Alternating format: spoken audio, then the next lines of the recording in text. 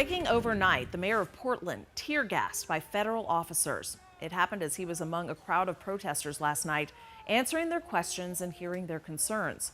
Well, this morning we're asking, how do you feel about federal officers going into cities with high violent crime rates? You can text us right now at 602-444-1212. Yesterday, President Trump announced Operation Legend, which is doing just that. Federal officers going into some of the nation's biggest cities.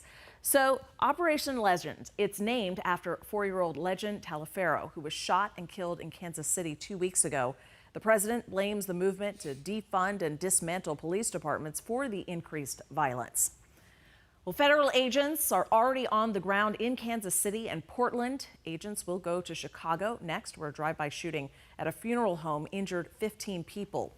So the move comes despite leaders in those cities saying the troops aren't welcome and could actually escalate problems. There are also concerns after reports of federal agents in camouflage arresting protesters.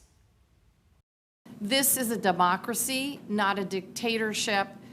We cannot have secret police abducting people into and putting them in unmarked vehicles. Well, here in Arizona, Tucson Mayor Regina Romero tweeted yesterday that she joined other mayors in condemning the deployment of federal agents, calling it a poor use of federal resources. So we've been asking, what do you think about all this? And here's what some of you were saying this morning. We got a text that says Trump should listen to state governors. If they ask for troops, fine. If not, the Fed should back off and get out. America is not a military state. And Brian says, this is the best thing since sliced bread.